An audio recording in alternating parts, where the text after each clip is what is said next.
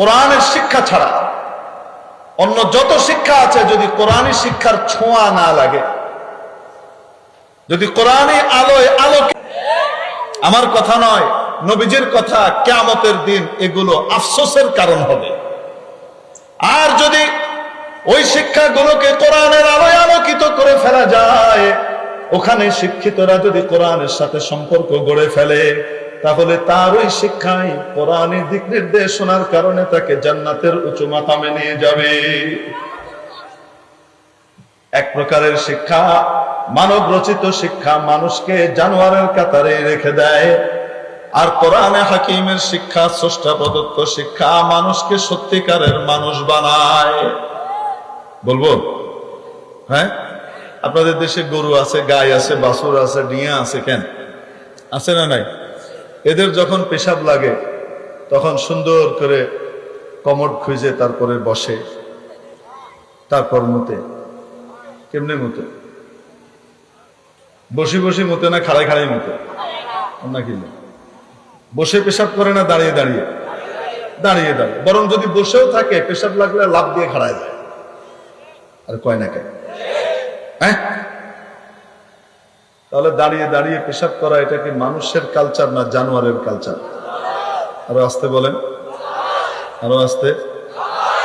অক্সফোর্ডের বড় বিজ্ঞানী, ক্যামব্রিজ থেকে সবচেয়ে বেশি নাম্বার নিয়ে পাশ করে আসা একজন ব্যক্তি, বড় শিক্ষিত, হার্ভার্ডের নামজাদা একজন শিক্ষাবিদ, ওখান থেকে বিরাট ডিগ্রি নিয়ে এসেছেন, কিন্তু কোরআনের ছোঁয়া পায়নি, ইসলামের ছোঁয়া পায়নি। এই ধরনের বড় বড় বিজ্ঞানীদেরকে আমরা দেখি ইন্টারন্যাশনাল এয়ারপোর্ট গুলার ভিতরে, যখন তাদের পেশাব লাগে তখন এত বড় শিক্ষিত হওয়া সত্ত্বেও এরকম করে খাড়ায় খাড়ায়।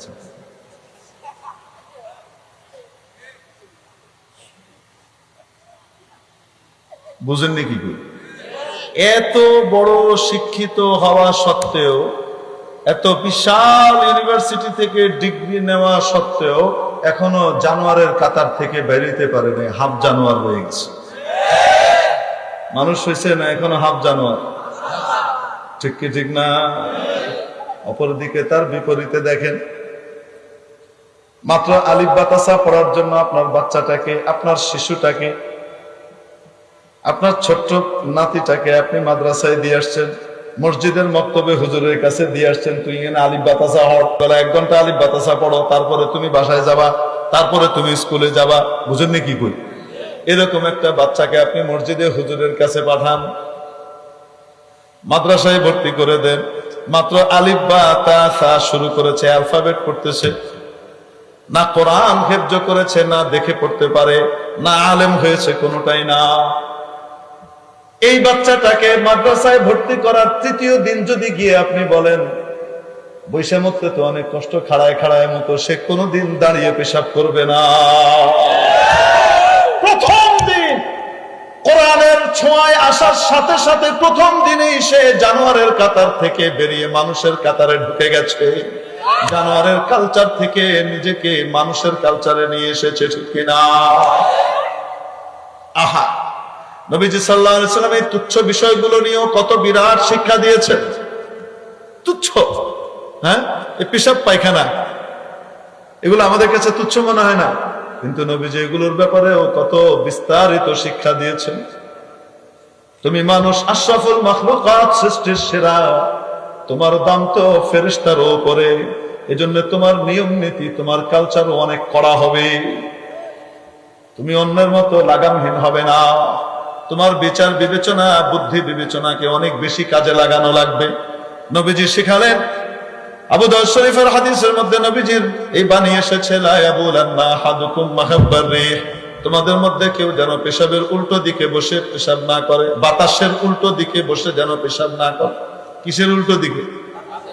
বায়ুর উল্টো দিকে বসে যেন পেশাব না করে। কেন বলেন না? ছিটে আসবে। নিচু জায়গায় বসে যেন উঁচু জায়গায় পেশাব না করে। কেন? পা অথবা জুতো এগুলোকে কি করবে? নাপাক করে দিবে। কোন গর্তের মধ্যে যেন পেশাব না করে, কারণ গর্তের মধ্যে কারা বসবাস করে? মানুষের বন্ধু না শত্রু? সাপ, বিচ্ছু, ইঁদুর এরা মানুষের বন্ধু না শত্রু? সে তোমার শত্রু ঠিক, কিন্তু সে তোমার এখন কোনো ক্ষতি করে নাই। সে তার বাড়িতে আছে, তার বাড়িতে গিয়ে তাকে কষ্ট দেওয়ার অধিকার তোমার নাই। ইসলাম শুধু মানবাধিকার শিখায় তা নয়, ইসলাম তো মানুষকে পশু অধিকারও শিখায়, এনকারেজ করেছে। প্রত্যেক সৃষ্টি, প্রত্যেক মাখলুক কার সৃষ্টি? অযথা তাকে কষ্ট দিলে তোমার ইবাদত বন্দেগী কবুল হবে না। বুখারী শরীফের মধ্যে রিওয়ায়াত এসেছে, এক ব্যক্তি, এক মহিলা, সে বড় ইবাদত গুজার ছিল, সারা রাত নফল নামাজ পড়তো, সারা দিন রোজা রাখতো, দান সদকা খয়রাতে কোন সময় সে সামান্যতম কুণ্ঠিত হতো না। ওই মহিলা বাড়িতে একটা বিড়াল ছিল, সেই বিড়ালকে সে পালতো। কি পালতো? একদিন বাড়ি থেকে বাইরে গেছে কোনো কাজে, কয়েকদিনের জন্য বেরিয়ে গেছে, বিড়ালের খাবারের ব্যবস্থাও করে যায়নি, দরজা জানালা বন্ধ করে রেখে গেছে, এটাকে খুলেও রেখে যায়নি, বিড়ালটাকে ছেড়েও যায়নি। হাদিসের ভাষা হলো লাম তাদাহা লিতাকুল ওয়া তাশরাব, তাকে ছেড়েও দেয়নি যে সে নিজের খাবার কি করে নেবে, আশপাশ থেকে জোগাড় করে নেবে। এই বিড়ালটা ক্ষুধার তাড়নায় ছটফট করতে করতে অনাহারে মারা যায়। এই মহিলা মারা যাওয়ার পরে আল্লাহ তাআলা তাকে জাহান্নামে পাঠিয়ে দেন। সারা জীবনের নফল রোজা, নফল ইবাদত কোনো কাজে আসে নাই আল্লাহর এক মাখলুককে অযথা কষ্ট দেওয়ার কারণে। যদি একটা বিড়ালকে কষ্ট দেওয়ার কারণে, বিড়ালকে অযথা নির্যাতিত করার কারণে জাহান্নামের ফয়সালা হয়, আশরাফুল মাখলুকাত মানুষকে যদি কেউ কষ্ট দেয়, তার পরিণতি কি হতে পারে? হজেও কাজ হবে না, উমরায়ও কাজ হবে না, তাসবিহ টিপায়ও কাজ হবে না। এর মুহতারাম দোস্ত, কোন প্রাণীকেও কোন সময় কষ্ট দেওয়া অযথা, এটা ইসলাম পছন্দ করে না, করে না, করে না। যদি কোনো প্রাণীকে কষ্ট দেওয়া পছন্দ না করে, হিন্দুর বাড়িতে হামলার অনুমতি দিয়েছে, খ্রিস্টানের বাড়িতে আক্রমণের অনুমতি দিয়েছে, বলেন না কেন? কোন বৌদ্ধর বাড়ি লুটপাট করার জন্য অনুমতি ইসলাম দিয়েছে। মেরে মুহতারাম দোস্ত, দেশের মধ্যে শান্তি আনতে হলে ইসলামী শিক্ষা সকলের জন্য বাধ্যতামূলক করা উচিত। তাহলে সুশিক্ষায় শিক্ষিত হয়ে, সুশিক্ষার আলোয় আলোকিত হয়ে তারা এই সমস্ত অপকর্ম থেকে নিজেকে বিরত রাখবে। নতুবা হীন স্বার্থ চরিতার্থ করার জন্য ওর বাড়িতে হামলা করবে, লুটপাট করবে, সাম্প্রদায়িক সম্প্রীতিকে নষ্ট করবে। ঠিক কি ঠিক না? তাহলে সাম্প্রদায়িক সম্প্রীতি বজায় রাখতে হলে ইসলামী শিক্ষার বিকল্প নবীজি শেখান। এখন বলেন দেখি, ওই গর্তের মধ্যে কে থাকে? ইঁদুর থাকে, ছুঁচো থাকে, চিকা, তারপরে বিচ্ছু থাকে, আর কে থাকে? সাপ থাকে। আপনি আদেশ অমান্য করে দিলেন মিতে। অনেক সময় জিনও থাকে। অনেক সময় কি থাকে? খালি গর্তের ভিতরে অনেক সময় জিনরা তাদের বাসা বানায় থাকে, আপনি দিলেন মিতে। তারপরে গক্ষুর, কেন কোখরা সাহেবের ঘুম ভাঙলো, কেটা আমার গায়ে এরকম গরম পানি ডাললো রে? সে যখন রেগে মেগে গর্ত থেকে বেরোবে, তখন তাকে তো কষ্ট দিলেন, আপনিও স্যান্ডেল ফ্যান্ডেল ফেলে দিবেন দৌড়, নিজেও কষ্ট পেলেন। তাহলে বলেন দেখি, মানুষ হতে হলে কোরআনী শিক্ষার দরকার আছে না না? গরু বাছুর জানোয়ারকে যখন খাবার দেওয়া হয়, তারা সুন্দর করে দস্তরখান বিছায়, হাতটা ধুয়ে আসে, তারপর বসে খায়। হয় না? কেন? কেমনে খায়? বসে খায় না দাঁড়িয়ে খায়? আরো আস্তে। আর খাওয়ার সময় গরুকে যখন আপনারা খাবার দেন আপনাদের এলাকায়, হ্যাঁ, অন্যান্য এলাকার গরু তো শিক্ষিত না, অশিক্ষিত, মূর্খ। যেহেতু নোয়াখালীর অধিকাংশ মানুষ শিক্ষিত, অতএব তাদের গরুগুলাও শিক্ষিত। এজন্য এখানকার শিক্ষিত গরুগুলা খাওয়ার সময় কিছু খাবার একদম চেটে পুটে পরিষ্কার করে খায়, আশপাশে যেন কোনো খাবার আর ঘাস না পড়ে। কেমনে খায়? কেমনে খায়? যে দেশের গরুই বলেন, খায় কিভাবে? কিছু খায়, কিছু ডাইনে, কিছু বামে ফালায়, হ্যাঁ। আর যা খাবার দিচ্ছেন তার ভিতরে কিছু খাবে, আবার কিছু কি করবে? ফেলে রাখবে। তো কিছু খাওয়া, কিছু ফেলে রাখা, কিছু খাওয়া, কিছু নষ্ট করা, এটা মানুষের কালচার না জানোয়ারের কালচার। বড় বড় শিক্ষিত হওয়ার পরে এই যে এখন শীতকাল, এই শীতকালে অনেক বিয়ে হচ্ছে শহরাঞ্চলে, এবং বড় বড় অনুষ্ঠান হয় কমিউনিটি সেন্টার গুলাতে। সে সমস্ত অনুষ্ঠানের ভিতরে কালচারের নামে, পাশ্চাত্যের কালচারের নামে নিজেকে এলিট প্রমাণ করার জন্য কি পরিমাণ খাবার যে নষ্ট করা হয়, অপচয় করা হয়, তার ইয়ত্তা নাই। দেখেন, খেতে পারবে 4 টুকরা, নিবে 6 টুকরা, 6 টুকরা নিয়ে তারপরে 4 টুকরা খেয়ে 2 টুকরা ফালায় রাখবে। কেন? আঙ্গ বাড়িতে কি খাওয়ানোর অভাব আসেনি, এই জন্য হালাই দিছে। মুরগির রান একটু খায়, একটু ফালায়, কয় না কেন? কাবাবটাও পুরা খাবে না, একটু খাবে, একটু ফেলবে, এটা একটু খাবে, একটু ফেলবে, একটু ফেলে রাখবে। চা খেতে দিবেন, সেই চায়ের ভিতরেও এই জানুয়ারি কালচার। কোন কালচার? আদা খাওয়া, আদা ফালায় দেওয়া, এটা কার কালচার? হ্যাঁ, পুরা কাপ ভরে দিচ্ছেন আপনি তাকে চা খাইতে, আদা খাবে, আদা কি করবে? ফেলে রেখে দিবে, এখানে খাবে না। কেন? আমাদের অভাব নেই, আমরা তো সবসময় খাই, আমরা কি ফকির নাকি? আমরা কি ফকির নাকি? খেতে পাই না যে আমরা চেটে ফুটি খাবো?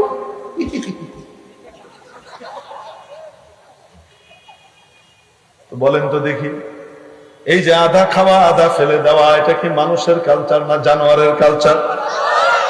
যদি সে ইসলামী শিক্ষায় শিক্ষিত হতো, আল্লাহ ওয়ালাদের সাথে চলতো, যদি কোরআন ওয়ালার সাথে উঠা বসা করতো, আলেমের সাথে উঠা বসা করতো, যদি তবলিগ ওয়ালাদের সাথে ঘোরাফেরা করতো, আর যাই করুক না কেন খাবার অপচয় করতো না, নষ্ট করতো না, চেটে ফুটে পরিষ্কার করে খেত। কেন? নবীজি শিখিয়েছেন, খাবার তোমার সামনে এসেছে, এটা তোমার বাহুবলে তুমি জোগাড় করেছো, এটা মনে করো না। খাবারটা তোমার সামনে মহান পরওয়ারদিগারের বহুত বড় নিয়ামত আর আশীর্বাদ। তোমাকে দয়া করে তোমার সামনে এই খাবারটা উপস্থাপন করার জন্য কতজনকে মাওলা খাটিয়েছেন তুমি জানো না? হাদিসের মধ্যে আসে, একজন ব্যক্তির সামনে খাবার আসা পর্যন্ত কমপক্ষে 360 জনের কষ্ট আর মেহনত থাকে। কয়জন? সর্বপ্রথম মিকাইল আলাইহিস সালামের উনি বরাদ্দ দেন, কিভাবে হবে? আল্লাহ তাআলার বরাদ্দকে, বাজেটকে বাস্তবায়ন করেন অর্থমন্ত্রী, আর বুঝিনি ওনারে দিছে খাদ্যমন্ত্রী, কাম বন্টন করতে হবে। ওই পিঁপড়ার মুখে খাবার কিভাবে যাবে, হাতির মুখে খাবার কিভাবে যাবে, বাঘের মুখে কিভাবে যাবে, মানুষের মুখে কিভাবে যাবে, কার বাড়িতে কোন সময় কিভাবে কোনটা পৌঁছাবে, যেটা বরাদ্দে লেখা আছে যথাযথ সময় জাস্ট টাইমে যেন পৌঁছায়, 1 সেকেন্ড যেন আগে আর পরে না হয়, সব নিশ্চিত করার দায়িত্ব হযরত মিকাইল আলাইহিস সালাম। সর্বপ্রথম ওনার মেহনত। সর্বশেষ যে ব্যক্তি আমার আপনার সামনে খাবারটা পরিবেশন করে, তার মেহনত, এর মাঝখানে 358 জনের মেহনত আছে, আমি আপনি দেখি না আর জানি না। কমপক্ষে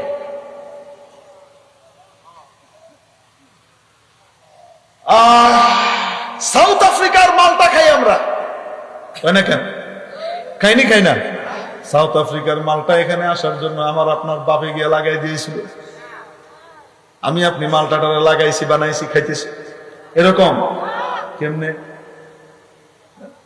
আপনার আমার সামনে মালটাটা আসার জন্য রব্বুল আলামিন কত সিস্টেম করছে। মনে করেন আজকে কি বার? বিশুদ্ধবার না। মনে করেন এখান থেকে বাড়ির যাই, আপনি বিশুদ্ধবারের আজকে মনে করছেন সাউথ আফ্রিকার মালটা খাইবেন, নিয়ত করছেন। এখন যে খাইলেন, এই মালটাটা আপনার সামনে আসার জন্য আল্লাহ তাবারাকা ওয়া তাআলা সাউথ আফ্রিকার কিছু মানুষের মাথার ভিতরে দিছে, তুমি অন্য কোনো কাজ করে না, তুমি মালটার গাছ লাগাও। কেন? করিম মিয়া কি খাইব? মালটা খাইব নোয়াখালী। ফরিদ মিয়া মালটা খাইব নোয়াখালী বিশুদ্ধবার রাত্রে 30শে ডিসেম্বর 2021। বুঝছেন না আপনি? কি খাইব? এটা যথাসময়ে ওখানে পৌঁছাইতে হইব, তুমি তাড়াতাড়ি গাছ লাগাও। হেতে কইতে জন্য কিনলে গাছ লাগায়, কার কাছে যাইব? কিন্তু আল্লাহ তাকে ব্যবহার করতেছে, সে গাছ লাগাইছে। গাছ লাগানোর পরে পানি দেওয়া লাগে। পানি যদি সেচের পানি না থাকে তাহলে ডিপ টিউবওয়েল বা মোটর লাগানো লাগে না। আল্লাহ তাআলা কিছু মানুষের মাথায় দায়িত্ব দিলেন, মোটর বানা তাড়াতাড়ি। মোটর না হইলে মালটা ফরিদ মিয়ার মুখে 30শে ডিসেম্বর রাত্রে নোয়াখালী যাইত না। সে মোটর বানাইতেছে, তার মোটর এখানে এসে লাগছে। তারপরে মোটর লাগানোর জন্য আবার গাড়নের লাই আলাদা মিস্ত্রি লাগেনি, এই মিস্ত্রির দায়িত্ব দিছে হেমিয়া খাটছে। খাটার পরে এখন এখান থেকে ফানি বার হয়েছে, গাছ হয়েছে, গাছ হওয়ার পর মালটা ঝুলছে, কি সুন্দর মালটা টকটক করে কেন। এখন এই মালটা ওখান থেকে পাড়ার পরে সোজা আপনার নোয়াখালীতে উড়ে এরকম করে সু করে চলে এসে, হ্যাঁ, নাকি আসার জন্য সেটাকে একটা প্যাকেটে ভরতে হবে, হ্যাঁ, একটা কার্টুনে ভরতে হবে। সেই কার্টুনে ভরার জন্য আল্লাহ তাবারক ওয়া তাআলা আবার ব্যবস্থা করলেন। নাইলে আবার যদি এমনি বাজারের বস্তার ব্যাগের ভিতরে বেরো এখান থেকে নিয়ে আসে, মালটা নষ্ট হয়ে যাবে না। এই জন্য আল্লাহ তাআলা নাকটা চায়নার দলকে দায়িত্ব দিলেন, তোরা কার্টুন বানা, কার্টুনের মেশিন বানা, এরকম পিন বানা। এরা এগুলো গবেষণা করে সেগুলো বানাইলো, বানাইয়া তারপরে সেই কার্টুনের ভিতরে সুন্দর করে থরে থরে মালটা সাজানো হলো। এরপরে সেই মালটা উঠানোর জন্য মাদার শিপে নিয়ে যাওয়া হলো, বিশাল জাহাজের ভিতরে উঠলো। সেই জাহাজ চালানোর জন্য ক্যাপ্টেন মেহনত করতেছে, মাঝি মাল্লা মেহনত করতেছে, ফার্স্ট অফিসার মেহনত করতেছে, জাহাজের চিফ ইঞ্জিনিয়ার মেহনত করতেছে, নেভিগেটর মেহনত করতেছে। এই সব করে তারপরে আবার জাহাজটা এসে যখন নাকি জায়গা মতো পৌঁছাবে, তার জন্য আবার জিপিএস সিস্টেম ব্যবহার করে সাগরের মধ্যে যেন আবার রাস্তা হারায় না ফেলে, সেই জিপিএস সিস্টেমটাকে সবসময় আপডেট করার জন্য কিছু মানুষকে আল্লাহ দায়িত্ব দিয়ে রাখছেন, তারা খাটতেছে। জাহাজ যথাসময়ে এসে মনে করেন কোন এক বড় বন্দর থেকে ছোট শিপের ভিতরে ঢুকায় বাংলাদেশের পোর্টে আসলো। এখানে আসার পরে পোর্ট থেকে বের করা হলো, এরপরে ট্রাকে উঠলো, ট্রাকে ফিরে এবার রওনা হলো আপনার নোয়াখালীর উদ্দেশ্যে। হ্যাঁ, এখন ড্রাইভার সাহেব খাটতেছেন, তার পাশে আবার হেল্পার সাহেব খাটতেছেন, যেন ঘুম না আসে ড্রাইভারের। পথে পথে আবার কিছু লোককে আল্লাহ তাআলা দায়িত্ব দিয়ে রাখছেন, মাথায় দিয়ে রাখছেন, তোরা রাতের বেলায় টং দোকান বানাইয়া চা বিক্রি করবি, ট্রাকওয়ালারা খাইবো। কারণ সে যদি ঘুমাইয়া যায় তাহলে 30শে ডিসেম্বর বৃহস্পতিবার রাত্রে বেলায় আসার পরে ফরিদ মিয়া মালটা খাইতে না, সে ঘুমাচ্ছে না, সে চাটা খেয়ে যাইতেছে, তারপরেও আবার ঝিমুনি লাগে। এই ঝিমুনি যেন না আসে, এই জন্য হেল্পার সাহেব হেল্প করতেছে, মেহনত করতেছে। ওস্তাদ ডানে বামে ডবল ডবল, ওভারটেক করা যাবে না। আবার মাঝে মাঝে কয় ওস্তাদ বামে প্লাস্টিক,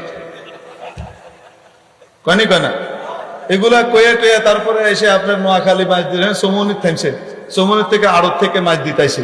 আসার পরে এখানে দোকানে লাগলো, আপনি টিয়া দিয়ে কিনে নি এরকম করে কাড়ি খাইয়া লাইলেন, আর মনে করলেন যে আই খাইছি আর জিনিস খাইছি।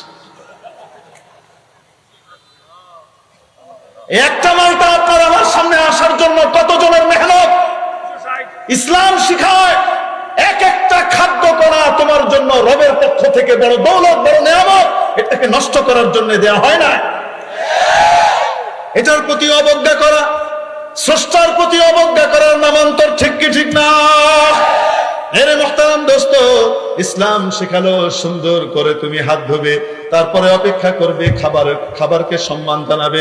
খাবার তোমার সামনে এসে অপেক্ষা করবে, পরে তুমি আসবা তা নয়, বরং তুমি আগে এসে বসে থাকবা, খাবারের অপেক্ষা করবা। খাবার আসবে, তারপর তুমি খাবে, চেটে পুটে পরিষ্কার করে খাবে। যেগুলো তুমি খেতে পারো না সেগুলোর মধ্যে আবার আল্লাহ অন্যের রিজিক লিখে রেখেছেন, সেগুলো খুব খেয়াল রাখতে হবে। গোশতের যে হাড্ডিটা আছে এটা তুমি খেতে পারো না, কুকুরের রিজিক এটার মধ্যে আছে। এখানে মাছের যে কাঁটাটা আছে সেটা তুমি খেতে পারো না, পাশের স্ট্রিটের বিড়ালটার জন্য আল্লাহ এখানে রিজিক রেখে দিয়েছেন, তুমি তার ওটাকে নষ্ট করতে পারো না। তার জন্য খাবারের ব্যবস্থা তোমার কাছে আল্লাহ রেখে দিয়েছেন, ঠিক কি ঠিক না? এখানকার খাবার নষ্ট করবে না। যে পরিমাণ খাবার শীতকালে শুধু অনুষ্ঠানগুলোর মধ্যে আমরা অপচয় করে নষ্ট করি, সেগুলো যদি ইসলামী পন্থায় সঠিক ইউটিলাইজ করা হতো আর বন্টন করা হতো, গোটা বাংলাদেশে সারা বছর একটা মানুষও রাতের বেলা অনাহারে থাকতো না। এই পরিমাণ খাবার আমরা নষ্ট করি। অথচ নবীজি শেখালেন সুন্নত তরিকায় খাও, বাম হাতে না ডান হাতে। কেন কেন আরো আসতে কোন হাতে? শিখালেন ডান হাতে খাওয়া, বাম হাতে অন্যগুলা। কেন ইয়ান কোন যাইতো না? ডান হাতে ঢুকাও, বাম হাতে বাইর করো, দুই জায়গার জন্য দুইটা। কত সুন্দর কালচার শিখাই দিস। আর খাইতে বেশি বাম হাতে না খাইতে পারলে বাউরে, কারো কারো মনোরঞ্জন একদম ইজ্জত সম্মান ব্যাগ চলে গেল। কেন? আমি ডান হাতে মোল্লাদের মতো খাবো কেন? ভগবান আমাকে দু হাত দিয়েছে, আমি দুটো দিয়ে খাই, কাপ কাপ। এই টাইপেরও পাবলিক আছে না নাই? তার কাছে ডান বামের কোনো বাস বিচার নাই, উপর নিচেরও কোনো বাস বিচার না।